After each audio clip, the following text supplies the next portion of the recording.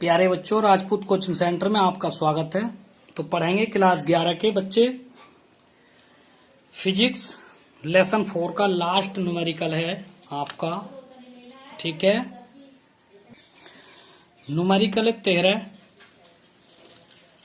किसी एक समान चुंबकीय क्षेत्र में रखने वाली कुंडली में n का मान है 30 फेरे, त्रिज्या है लूप की 8 सेंटीमीटर, तो 8 गुणा 10 की घात माइनस के 2 मीटर, और I दे रखा है 6 एम्पियर की धारा प्रवाहित हो रही है। चुंबकीय क्षेत्र B का मान है 1 टेस्ला और थीटा का मान दिया है 60 अंश। तो देखिए, बल युग्म का आघूर्ण हमें ज्ञात करना है यहां से। तो हम जानते हैं टो बराबर NI/AB साइन थीटा। ए का मान नहीं दे रखा तो आप इसको पाई आर स्क्वायर लिख सकते हैं, ए के मान को pi R square B sine theta. ठीक है, अब इधर आ जाइए।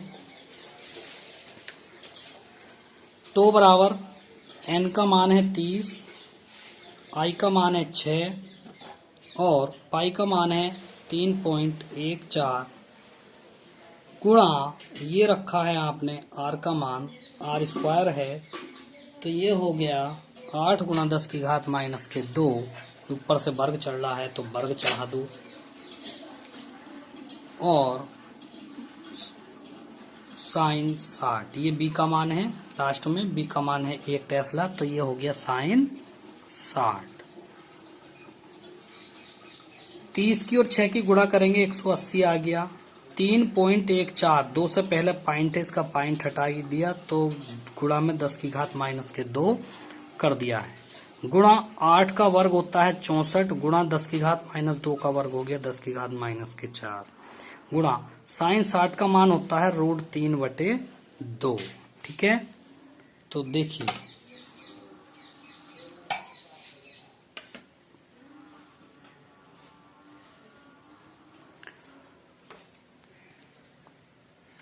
दो से 180 को 90 बार काट दिया तो ये आ गया 90 गुणा 64 ये ले लिया और 314 यहाँ पे ले लिया, 10 की घात माइनस 2 और 10 की घात माइनस के 4, ये हो गया 10 की घात माइनस 6, और √3 का जो मान है वो रख दिया 1.732, ये √3 का मान रख दिया है। ठीक है, तो इन सब की गुणा यहाँ से यहाँ तक की गुणा जो आएगी, यहाँ से यहाँ तक की ये आवेगी 1808640 गुणा, अब ये आपका बचा हुआ है 1.732 आप यहाँ पे रख देंगे, गुणा 10 की घात माइनस के 6 आ जाएगा।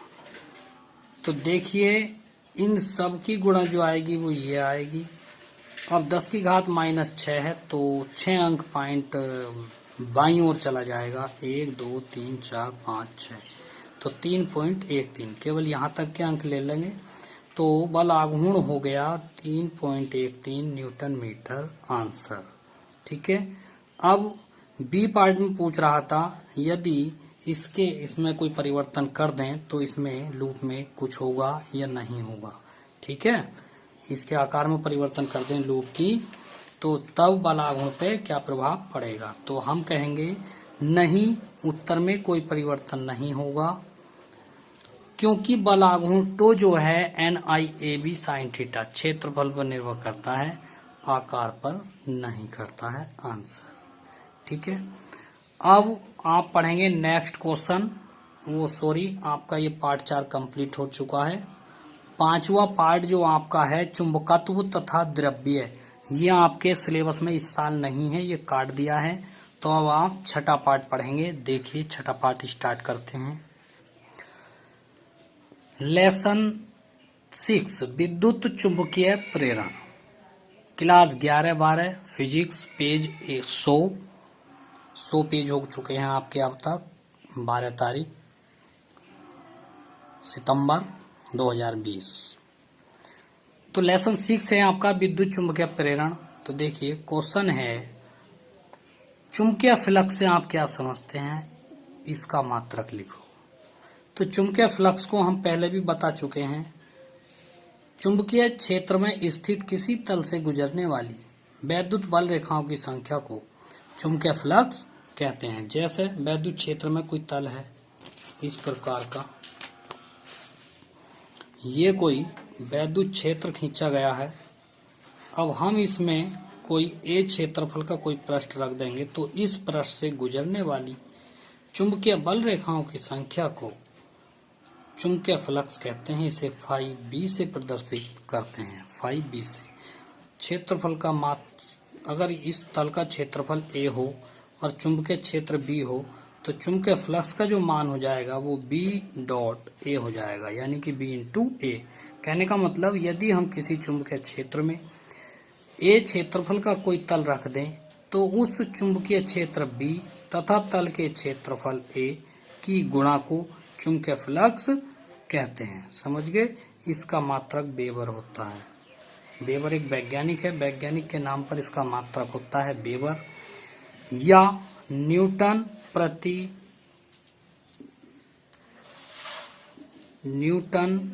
मीटर प्रति एम्पियर। दूसरा मात्रक इसका ये होता है। समझ गए? चुंबकीय फ्लक्स का मात्रक दूसरा ये वाला होता है। तो आइए इसकी परिभाषा लिखते हैं। चुंबकीय फ्लक्स, ये चित्र है।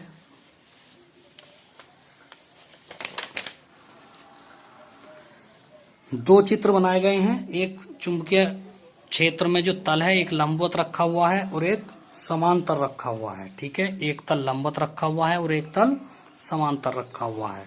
तो इसमें देखेंगे ये तो तल लंबवत है और ये समांतर रखा हुआ है। तो चुंबकीय फ्लक्स क्या है?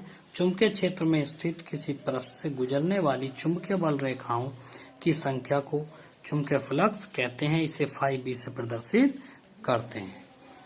उसके बाद यदि किसी एक समान चुंबकीय क्षेत्र बी में ए क्षेत्रफल का कोई तल चुंबकीय क्षेत्र बी से थीटा कोण पर रखा हो तो फाई बी बराबर जो होता है वो vector B dot vector A अथवा फाई बी बराबर बी ए कोस थीटा। अगला पेज है, देखिए चुंबकीय फ्लक्स की परिभाषा। अभी जो हमने लिखाई थी वो भी चुंबकीय फ्लक्स की परिभाषा थी और अब ये जो हम लिखाएंगे ये भी चुंबकीय फ्लक्स की ही परिभाषा है। वो कैसे थी? वो खाली भाषा है, थ्योरी है। और अब जो परिभाषा हम लिखाएंगे ये सूत्र के द्वारा है। ये वाली परिभाषा जो है ये सूत्र के द्वारा है। तो देखिए